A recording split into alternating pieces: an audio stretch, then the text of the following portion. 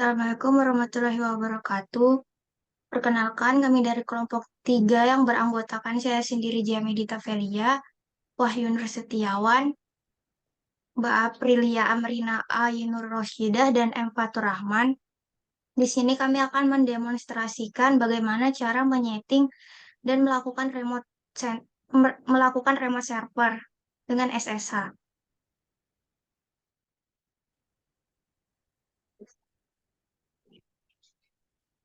Sebelum kita melakukan remote server, kita harus memahami apa itu remote server dan juga SSH, beserta persyaratan untuk melakukan remote server itu sendiri.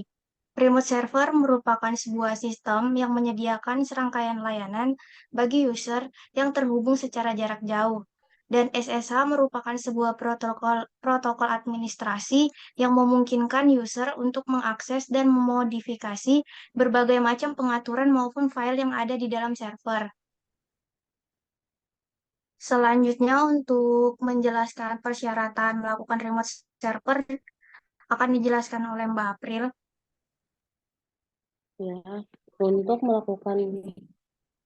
melakukan remote server, persyaratan dasar yang harus dipenuhi yaitu harus memiliki koneksi yang stabil. Baru diperlukan alamat IP atau nama pengguna dan kata sandi server. Selain itu, SSH server dan SSH klien harus diinstal di device masing-masing. Untuk langkah selanjutnya akan dijelaskan oleh Fatur. Silahkan. Baik, Assalamualaikum warahmatullahi wabarakatuh. Untuk tahap selanjutnya itu kita melakukan setting awal pada server. Nah, untuk melakukan pengaturan dan koneksi jarak jauh, remote connection, melalui SSH pada Ubuntu server, karena pada kali ini kita menggunakan server Ubuntu, berikut adalah langkah-langkah yang dapat kita ikuti. Yang pertama itu kita menginstal OpenSSH server. Dalam menginstal OpenSSH server ada beberapa tahapan. Yang pertama itu membuka terminal pada Ubuntu server atau hubungkan ke server melalui koneksi share seperti putih.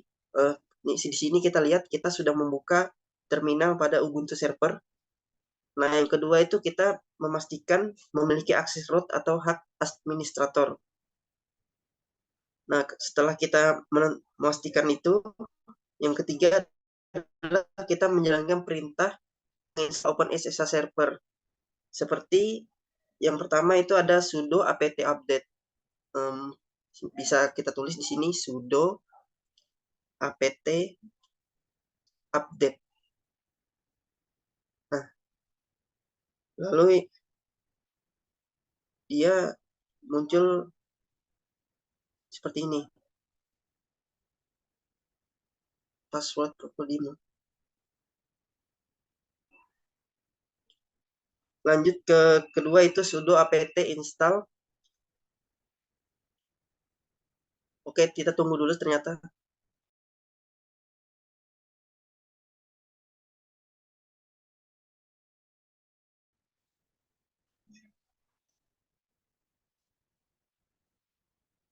Nah, ini sudah selesai ya. 31 package can be upgrade. Nah, sudah selesai.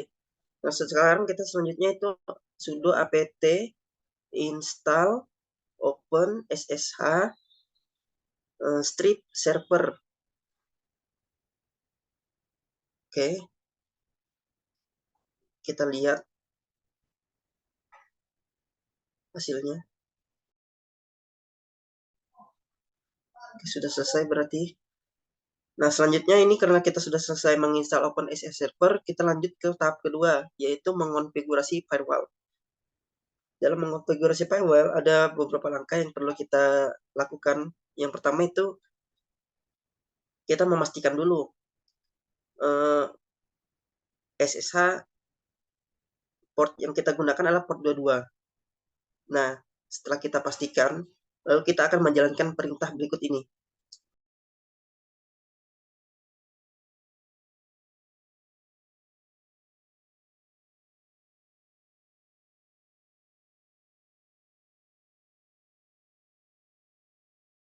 Gunakan yang tables. Oke, langkah ketiga selanjutnya kita tadi kan sudah mengonfigurasi firewall. langsung kita lanjut ke tahap ketiga, yaitu mengonfigurasi SSH. Kita buka file konfigurasi SSH menggunakan text editor seperti Nano atau Vim. Kita tuliskan di sana. Oke, kita tuliskan sudo nano. Kita bisa juga menuliskan di terminal sini ya, teman-teman. Sudo nano garis miring etc garis miring ssh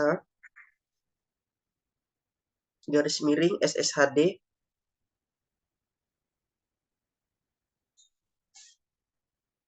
underscore config underline config. Lalu kita lihat enter. Nah, jadi sudah kelihatan teman-teman ya. Kita sudah membuka file konfigurasinya. Sini lihat, bisa dilihat.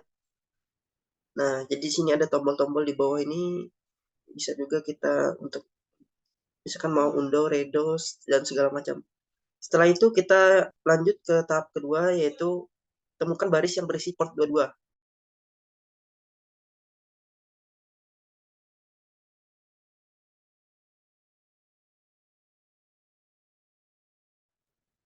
Oke, sudah selesai, kita ubah. Jadi setelah kita ubah permit route point-nya menjadi yes, kita lanjut ke tahap berikutnya, yaitu simpan perubahan yang kita buat. Kita dan keluar dari editor, kita keluar, kita simpan. Nah, setelah kita simpan, kita keluar dari editor ini atau dari terminal. Oke. Nah, setelah itu kita lakukan SSH service. Di sini kita akan menuliskan kode seperti berikut: sudo service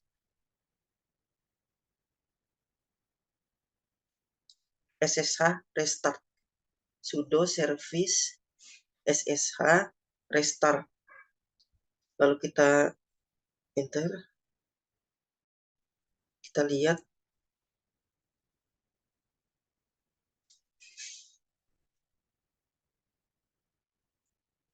Oke, sudah selesai. Nah, jadi setelah kita melakukan setting awal server di terminal Ubuntu itu, setelah itu kita melakukan koneksi remote. Kita mengatur dan melakukan koneksi remote dalam kurung SSH antara Termux di perangkat Android dan WSL. Nah, yang pertama itu di perangkat Android Termux. Yang kita lakukan itu pastikan dulu kita sudah menginstal. Di sini kita sudah menginstal Termux-nya. Yang kedua, kita sudah membuka aplikasi Termux-nya. Yang ketiga, kita akan melakukan update paket-paket di Termux dengan menjalankan perintah berikut: pkg spasi update. Oke, kita enter.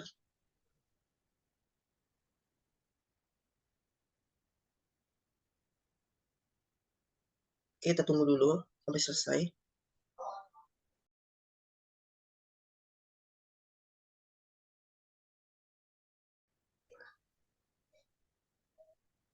Oke, sudah selesai. All package are up to date. Setelah selesai diupdate, lalu kita install klien SSH di Termux dengan menjalankan perintah berikut: pkg spasi install spasi open SSH. Oke, kita sudah tulis di situ, kita enter.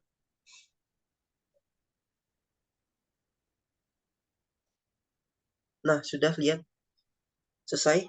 Oke, lanjut ke tahap berikutnya, menggunakan perintah SSH untuk melakukan koneksi remote ke laptop WSL.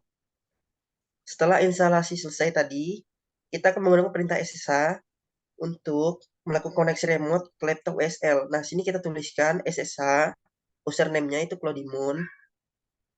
Kita tunggu dulu. Oke, Clodimon add, baru kita masukkan IP-nya.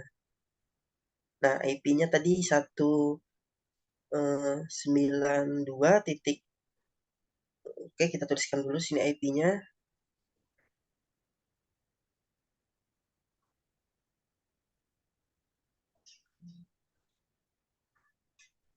130. Oh iya, salah. Oke, mungkin ini tadi IP-nya ya.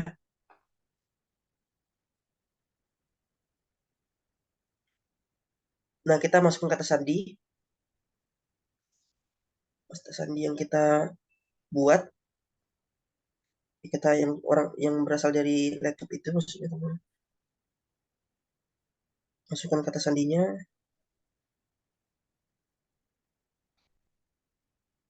Oke, kita sudah login ini teman ya.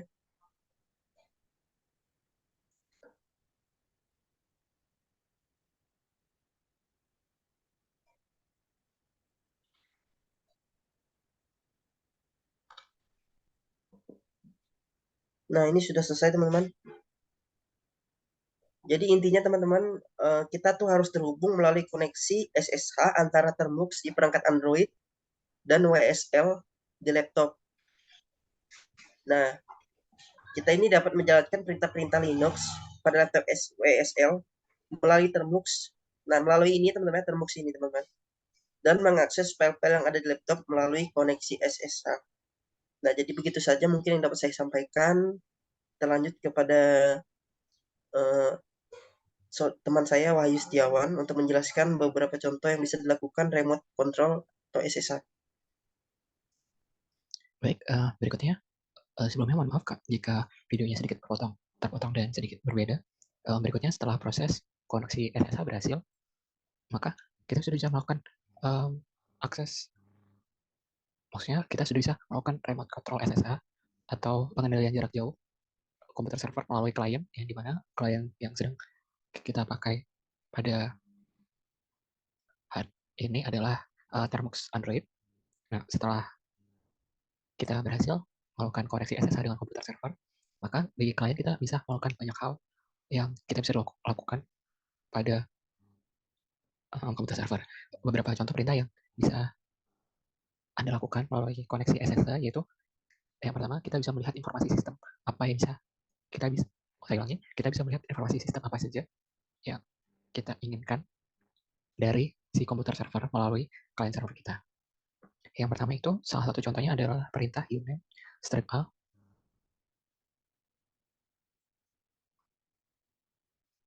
di mana untuk perintah ini kita bisa menampilkan informasi kernel dan sistem operasi yang berjalan pada web server. Nah, sistem operasinya itu bisa kita lihat di sini ada Microsoft dan kernel yang dipakai adalah Linux. Ya, kurang lebih seperti itu. Dan juga kita bisa melihat penggunaan ruang disk pada komputer web server.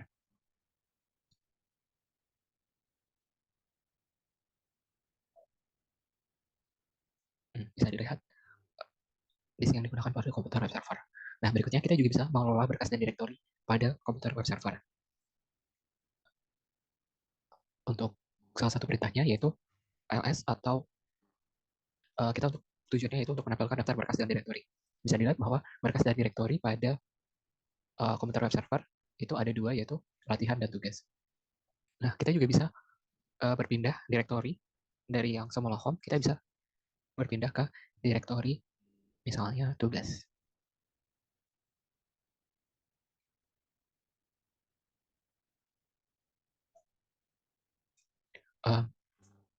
Berikutnya, yang kedua, kita juga bisa mengelola berkas dan direktori dari komputer web server melalui klien yang sedang kita gunakan, yaitu yang pertama, kita bisa melihat, bisa menampilkan daftar berkas dan direktori dengan menggunakan perintah ls dan pwd untuk menampilkan direktori saat ini. Nah, berikutnya kita juga bisa mengelola pengguna dan hak akses yang sedang terpakai pada komputer web server. Salah satunya yaitu dengan perintah ID, maka kita bisa melihat siapa saja yang sedang memakai atau siapa saja ID pengguna dan grup yang ada pada web server ini. Nah, kemudian kita juga bisa mengelola paket dan perangkat lunak, seperti kita bisa mengupgrade atau memperbarui paket yang terinstall pada komputer web server. Salah satu perintahnya itu ada apt install. maaf, mungkin kalau ingin memperbarui kita bisa menggunakan perintah apt upgrade.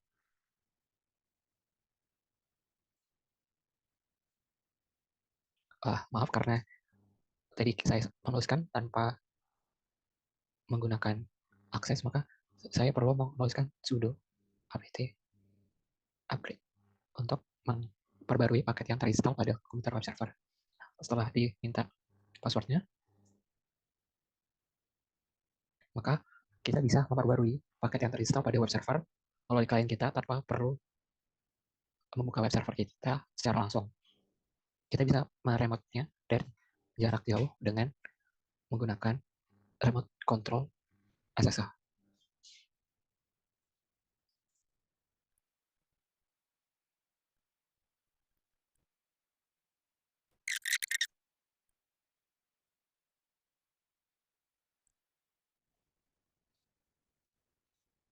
Mohon maaf, tadi sepertinya koneksinya sedang terganggu dengan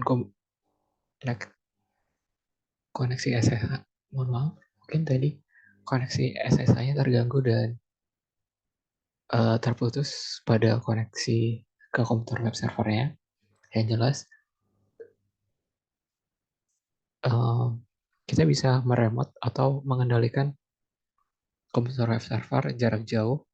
Selain mengelola paket dan perangkat lunak, kita juga bisa menampilkan daftar tampilan dinamis pada proses yang berjalan pada web server. Contohnya dengan perintah top. Nah, di sini maka akan terlihat proses apa saja yang sedang berjalan di komputer web server pada website. Mungkin kita bisa melihat tampilan dinamisnya dari proses yang sedang berjalan di komputer web server saat ini. Berikutnya, setelah kita bisa melihat tampilan dinamisnya, kita juga bisa melihat beberapa proses lain, yaitu salah satu prosesnya adalah ping. Berikutnya, setelah menjalankan proses dan perintah untuk menampilkan tampilan dinamis dari proses berjalan, kita juga bisa melihat atau memeriksa ketersediaan host dengan mengirimkan paket ICMP dengan perintah sebagai berikut, yaitu ping www.google.com. Maka akan terlihat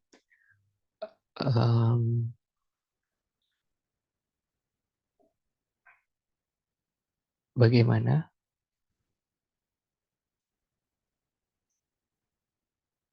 proses web server untuk mencapai ke google.com.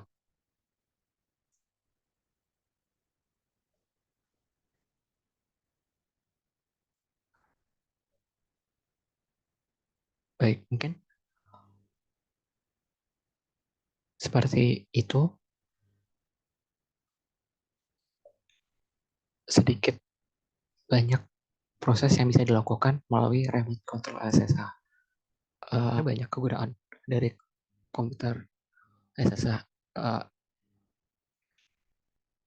Yang tadi itu adalah beberapa contoh perintah yang bisa kita gunakan untuk melakukan remote server. Adapun kegunaan lainnya atau kegunaan utama dari remote control melalui SSH yaitu yang pertama ada akses dan administrasi jarak jauh. Kedua itu ada konsolidasi dan manajemen server yang memungkinkan kita tuh mengakses beberapa server dari beberapa lokasi. Nah, kemudian kita juga tadi kan sempat menginstal dan mengupgrade paket instalasi yang ada di web server. Jadi kita juga dapat memelihara dan memecahkan masalah web server dari klien dalam jarak yang jauh atau tanpa menyentuh web servernya. Nah, selain itu juga kita juga bisa mentransfer berkas dengan aman karena selain mengendalikan sistem, SSH juga memungkinkan kita untuk mentransfer berkas antara komputer lokal dan komputer jarak jauh oleh proses SCP atau Secure Copy atau juga SFT. Maksud saya SFTP, yaitu SSH File Transfer Protocol. Ini memberikan cara yang aman untuk mengirim dan menerima berkas antara dua sistem. Kegunaan yang lainnya itu yaitu remote control SSH ini itu memiliki koneksi yang aman. Itulah salah satu keunggulan SSH. Baik, mungkin itu saja yang dapat kami sampaikan. Mungkin kurang lebihnya mohon maaf. Wassalamualaikum warahmatullahi wabarakatuh. Terima kasih.